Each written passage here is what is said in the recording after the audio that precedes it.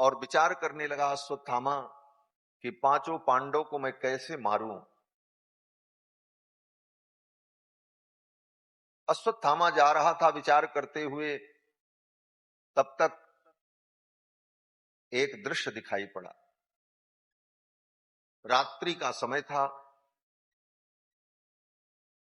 कौओं के घोंसले पर उल्लुओं ने आक्रमण कर दिया था। दिन में कौओं ने उन उल्लुओं के बच्चों को मार दिया था, तो दिन में वे उल्लू कुछ न कर पाए क्योंकि दिन में उन्हें दिखता नहीं था। लेकिन जब रात्रि हुई तो रात्रि में कौओं को नहीं दिखता। उल्लुओं ने कहा अब हमारा मौका है, और उन सब ने मिलकर कौओं के घोंसलों को नष्ट कर दिया, उनके बच्चों को मार डाला। इस दृश्य को देखकर अश्वत्थामा ने विचार किया, इसी नीति का हमें प्रयोग करना चाहिए। युद्ध में किसी भी प्रकार से अपने शत्रु को जीत लेना, यही सबसे बड़ा उद्देश्य होता है। तो कैसे भी मुझे पांडवों को मार देना है। अश्वत्थामा ने विचार किया, रात्रि में चलकर सोते हुए पांडवों को हम मार दें, यही उपाय। अश्वत्थामा कृतवर्मा और कृपाचार्य को लेकर पांडवों के शिविर की ओर चल पड़े। भगवान श्याम सुंदर श्री कृष्णचंद्र को पता हो गया कि आज अश्वत्थामा पांडवों की हत्या करने के लिए आने वाला है।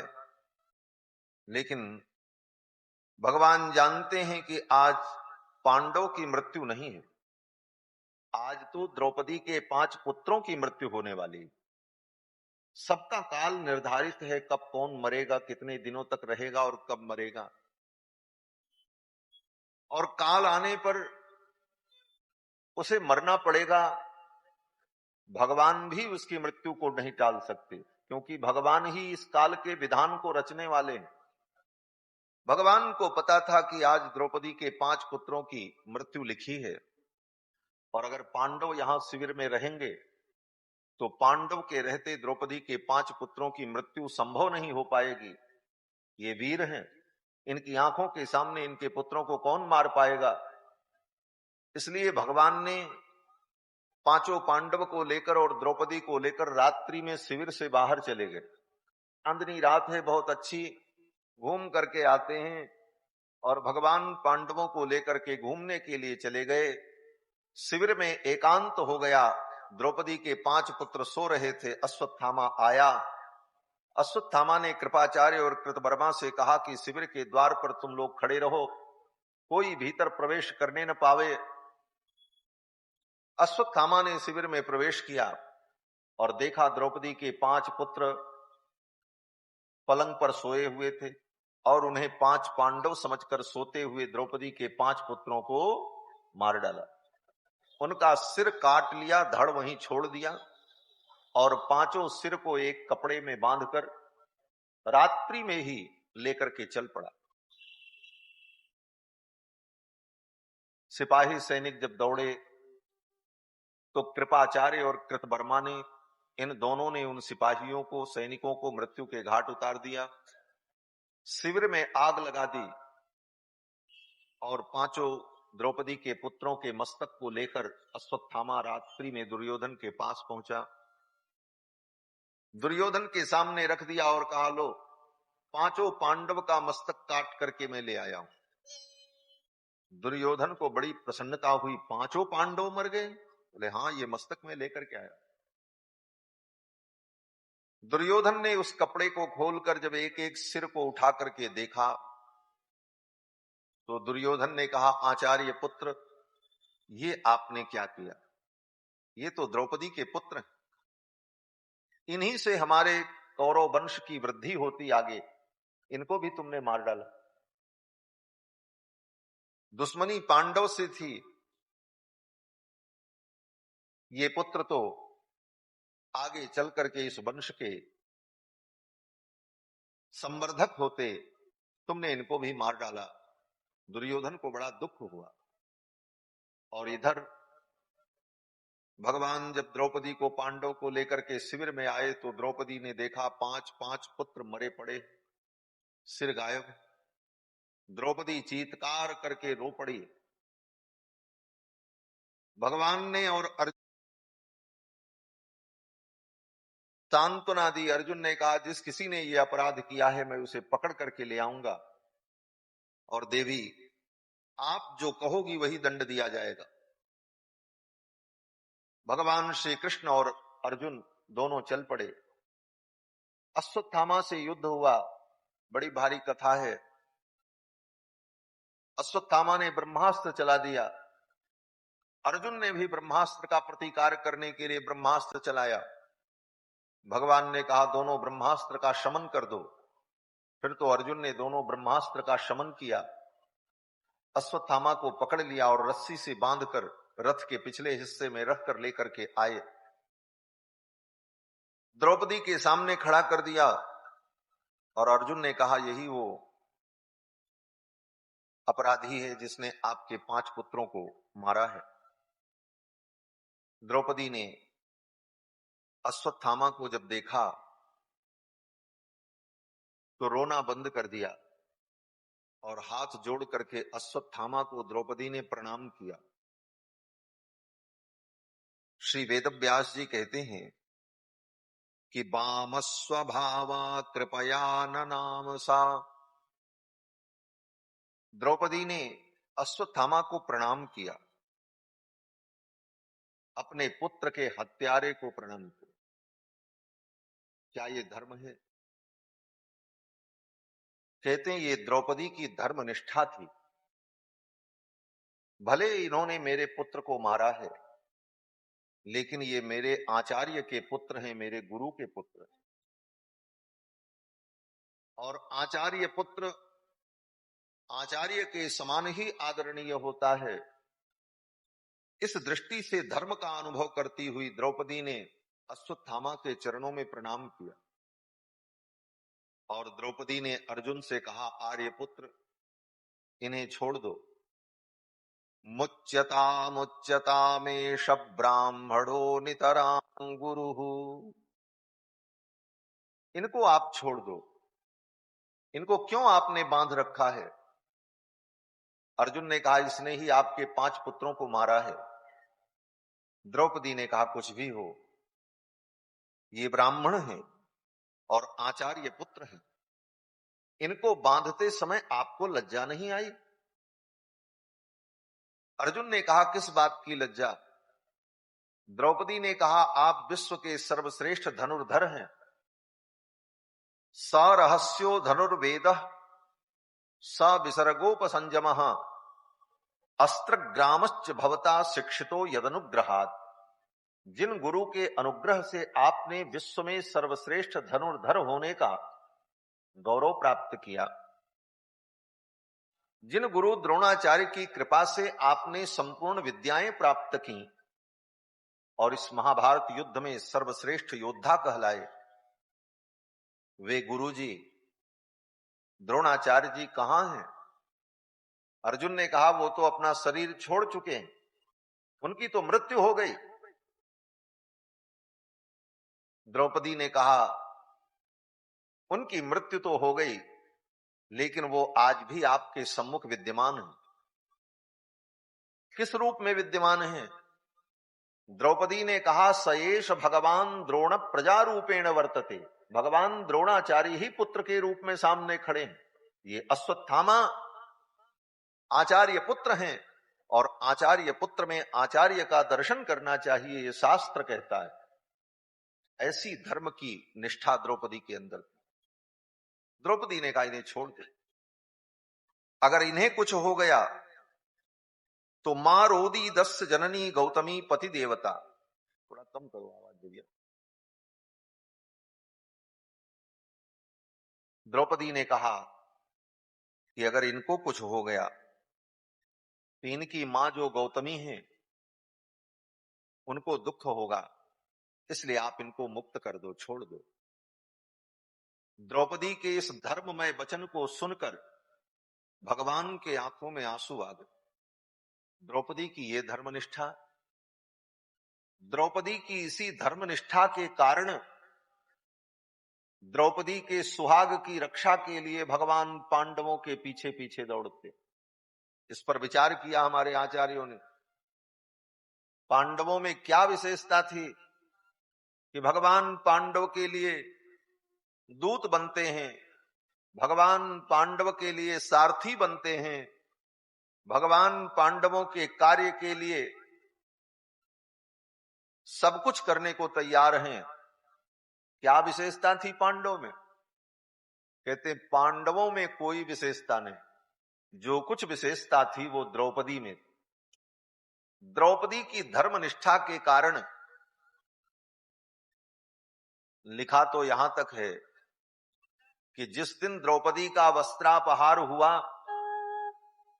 उसी दिन भगवान स्वयं इन पांचों पांडवों को मार देने का संकल्प कर रहे थे। जब द्रौपदी का वस्त्रापहार हो रहा था, द्रौपदी ने रो करके भगवान को पुकारा, गोविंद द्वारिका वासिन कृष्ण गोपी जन प्रिय कौरवैः परिभूतां मां किं न जानासि केशव। हे द्वारिकाधीश, द्रौपदी का वस्त्रापहार हो रहा था। द्रौपदी ने जब भगवान को पुकारा कि गोविंद द्वारिका वासिन कृष्ण गोपी जन प्रिय कौरवैः परिभूतां मां किं न जानासि केशव। हे केशव, आज मैं कौरव की सभा में सीदित हो रही हूं, मेरी रक्षा करो। भो कृष्णाच्युत भो कृपालय हरे भो पांडवानाम सखे। ये कहकर द्रौपदी ने जब भगवान को पुकारा, उस समय भगवान द्वारिकापुरी में रुक्मिणी जी के साथ बैठकर चौसर खेल रहे थे। भगवान ने सुना और भगवान को पता चला कि द्रौपदी का वस्त्रापहार हो रहा है, तो भगवान को पांडवों के ऊपर क्रोध आ गया। इन पांच पांडवों हो रहा है, ये पांचों कर क्या रहे? जिसके पांच पांच पति उसकी ये गति। भगवान ने सुदर्शन चक्र को आदेश दिया, जाओ, सबसे बड़े अपराधी तो पांडव, पहले इन पांचों पांडवों का मस्तक काट करके लाओ। भगवान का सुदर्शन चक्र चल पड़ा। रुक्मिणी जी बगल में बैठी थी, रुक्मिणी जी ने रोक दिया, सुदर्शन रुक जाओ। सुदर्शन चक्र रुक गए।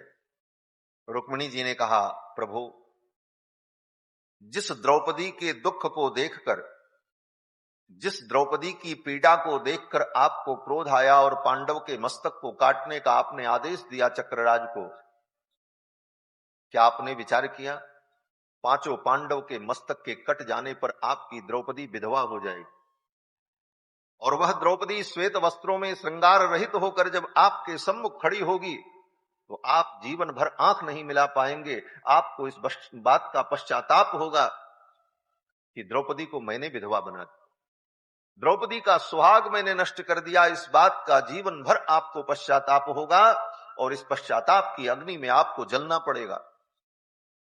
भगवान श्री कृष्ण ने रुक्मिणी जी से कहा, देवी आप ठीक कहे, इस बात का तो मैंने विचार ही नहीं किया। भगवान ने कहा सुदर्शन चक्र से, सुदर्शन रुक जाओ। रुक्मिणी जी ने कहा, नहीं, भेज दो। भगवान ने कहा, देवी इसीलिए तो जिस अवतार में आप मेरे साथ नहीं होती हो उस अवतार की कोई उपासना नहीं करता। श्री जी अगर साथ में न रहे तो भगवान को कोई पूछता ही नहीं। श्री तत्व की यह विशेषता है, श्री जी ही जीवों की रक्षा कराती हैं। ब्राह्मण का वध नहीं होना चाहिए और आतताई का वध कर देना चाहिए। और ये अश्वत्थामा ब्राह्मण भी है और आतताई भी है। ये ब्राह्मण भी है और आतताई भी है।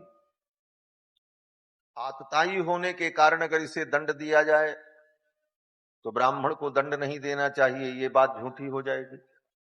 और ब्राह्मण को दंड नहीं देना चाहिए इस बात को मान ले तो आतताई बच जाएगा। ऐसा धर्म संकट जब उपस्थित हुआ तो भगवान ने अर्जुन से कहा, अर्जुन मयैव उभयोम नातम, मेरे द्वारा ही ये दोनों वचन शास्त्र में कहे गए हैं कि ब्राह्मण का वध नहीं होना चाहिए और आतताई को मार देना चाहिए। अर्जुन, अब तुम निर्णय करो कि मेरे दोनों वचनों की सार्थकता हो और शास्त्र की ये पंक्ति सार्थक हो जाए। कुरु प्रतिश्रुतम सत्यम यत्त्वत्सान्त्वयता प्रियाम।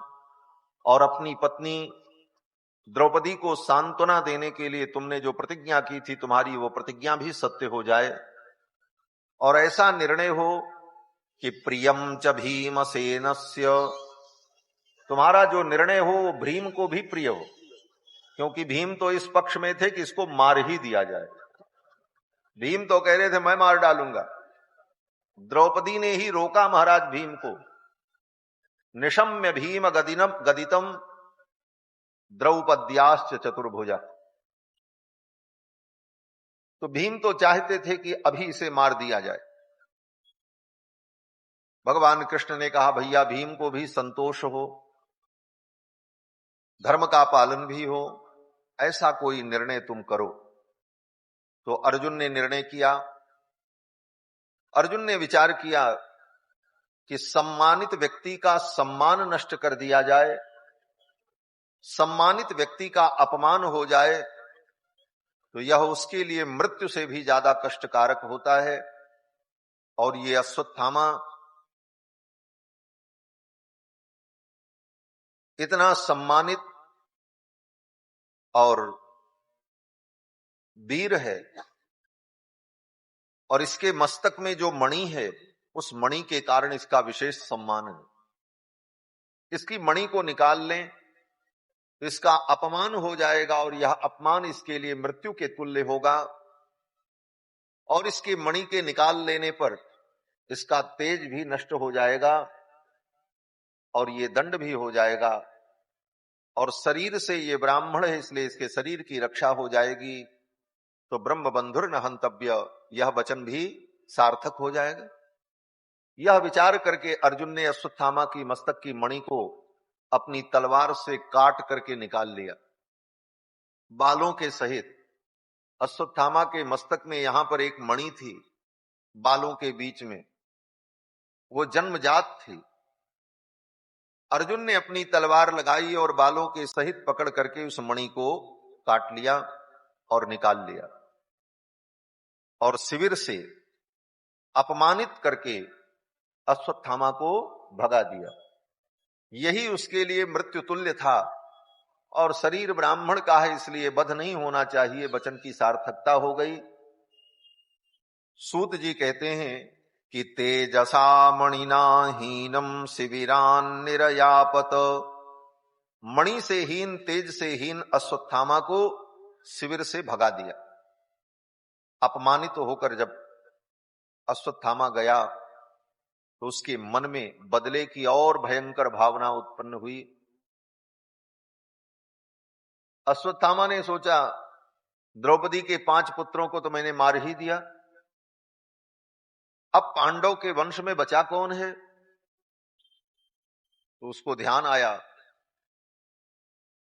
अभिमन्यु की विधवा पत्नी उत्तरा गर्भवती है। गर्भवती होने के कारण वो अपने पति के साथ सती नहीं हुई और उत्तरा के गर्भ में जो बालक है वही बालक पांडव वंश का बीज है। और तो सब मर चुके हैं, वो गर्भ में होने के कारण बचा।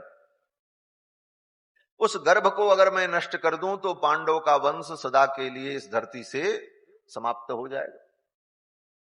और अश्वत्थामा ने उत्तरा के गर्भ के ऊपर ब्रह्मास्त्र छोड़ दिया। उस समय भगवान द्वारिकाधीश द्वारिकापुरी जाने की तैयारी कर रहे थे। रथ पर बैठने ही जा रहे थे भगवान, तब तक अभिमन्यु की विधवा पत्नी उत्तरा रोती हुई दौड़ पड़ी और आकर के भगवान कृष्ण के चरणों को पकड़ लिया और कहा कि पाहि पाहि महायोगिन देव देव जगतपते। हे जगतपति, हे महायोगिन, पाहि माम, मेरी रक्षा करो। नान्यम त्वद्भयम पश्ये यत्र मृत्यु परस्परम। आपके अतिरिक्त अभय देने वाला कोई नहीं है। हे भगवान, आप मेरे इस गर्भ को बचा लो, क्योंकि मंत्र के प्रभाव से, अस्त्र के प्रभाव से उत्तरा के गर्भ में भयंकर ज्वाला उत्पन्न हो रही थी और उत्तरा को लग रहा था कि कोई शक्ति मेरे गर्भ को नष्ट करना चाहती। उत्तरा ने कहा, इस गर्भ को आप बचा लो, भले मैं मर जाऊं लेकिन मेरा ये गर्भ बच जाए। उत्तरा ने यही कहा कि कामम दहतु माम नाथ मामे गर्भो निपात्यताम। कामम दहतु माम नाथ, ये अस्त्र, ये मंत्र, ये शक्ति मुझे मार दे, लेकिन मामे गर्भो निपात्यताम, मेरा ये गर्भ नष्ट न हो। भगवान ने कहा, उत्तरा तुझे इस गर्भ से इतना प्रेम क्यों है? जब तू ही मर जाएगी तो ये तेरा गर्भ बच करके क्या करेगा? इस गर्भ को तू क्यों बचाना चाहती है? उत्तरा ने कहा, भगवान मुझे किसी से प्रेम नहीं है, मुझे तो प्रेम आपके चरणों में है, और इस गर्भ को मैं इसलिए बचाना चाहती हूं कि अगर ये गर्भ नष्ट हो गया तो हे द्वारकाधीश, आपको कलंक हो जाएगा। आने वाली पीढ़ियां यही कहेंगी कि जिस पांडव वंश की रक्षा का संकल्प द्वारिकाधीश कृष्ण ने लिया था, वो वंश इस धरती से सदा के लिए समाप्त हो गया।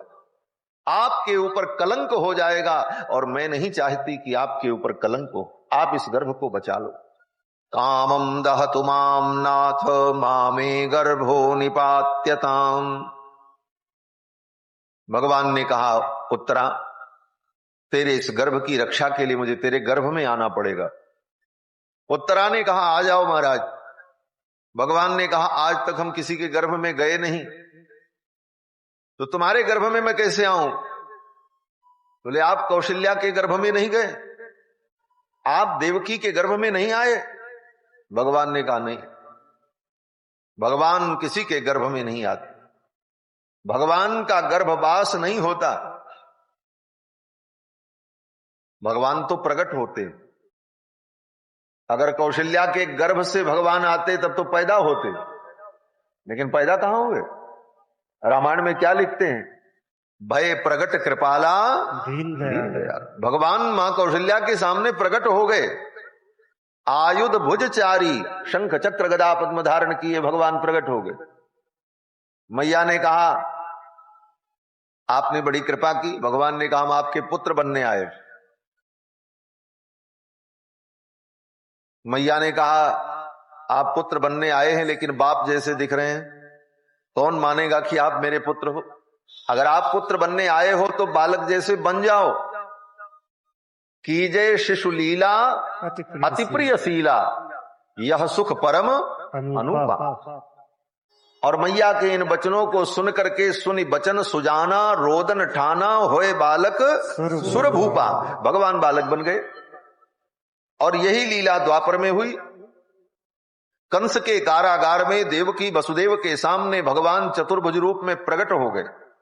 तमद्भुतम बालकमंबुजे क्षणम चतुर्भुजम शंख गदार्युधायुधम श्रीवत्स लक्ष्मम गलशोभिकौस्तुभम पीतांबरम सांद्र पयोद सौभगम। शंख चक्र गदा पद्म धारण किए पीतांबर बनमाला विभूषित भगवान देवकी और वसुदेव के सामने प्रकट हो गए। सारी कथा सुनाई। देवकी वसुदेव ने कहा, आप पुत्र बनने आए हैं तो आप बालक जैसे बन जाइए। भगवान ने कहा, क्या करें? द्रौपदी ने देवकी ने कहा, उपसंहर विश्वात्मन अदो रूपम अलौकिकम।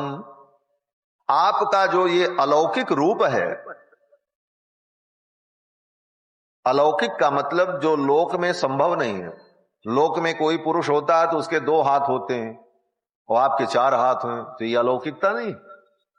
भगवान से देवकी ने कहा कि उपसंहर विश्वात्मन अदो रूपम अलौकिकम।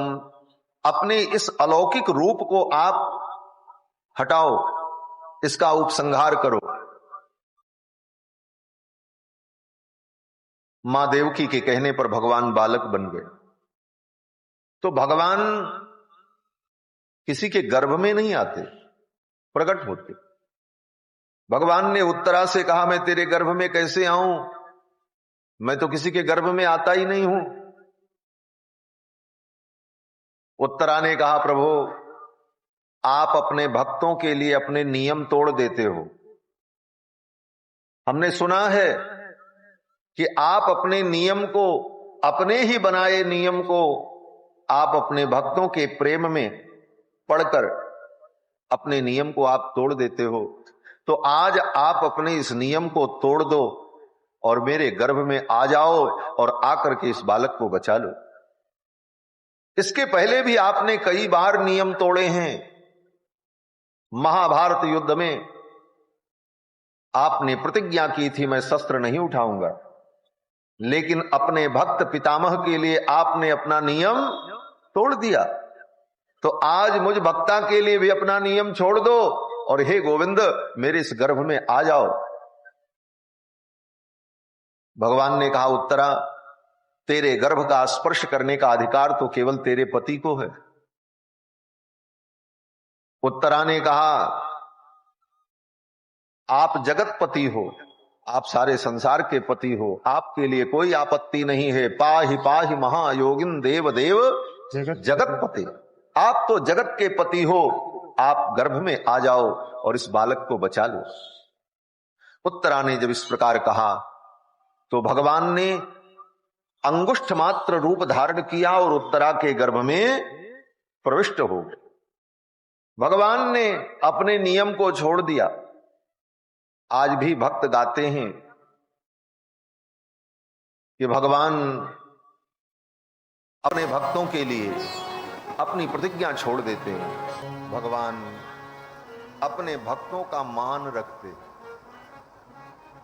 भक्त का मान चला गया तो भगवान सोचते हैं मेरा तो सब कुछ चला जाए, क्योंकि भक्त से ही भगवान की सत्ता है और भगवान से भक्त की सत्ता है। भक्त न हो तो भगवान कौन जानेगा कि भगवान कौन, और भक्तों से ही भगवान की सत्ता है।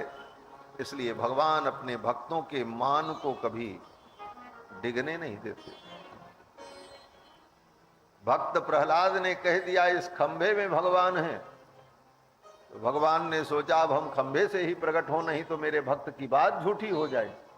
भक्त का मान रखने के लिए भगवान खंभे से प्रकट हुए, नहीं तो भगवान तो कहीं से प्रकट हो जाता। हिरण्यकश्यपु चिल्ला रहा था, कहां है तेरा भगवान? अरे भगवान आकाश में प्रकट हो जाते, उसकी खोपड़ी में एक लात मारते मुंह के बल गिर जाता। लेकिन भगवान आकाश में नहीं प्रकट हुए, खंभे से प्रकट। क्यों?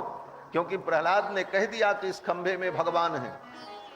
वेद व्यास जी लिखते हैं भागवत में कि सत्यम विधातुम निज भृत्य भासितम, अपने भक्त की वाणी को सत्य करने के लिए भगवान खंभे से प्रकट हुए।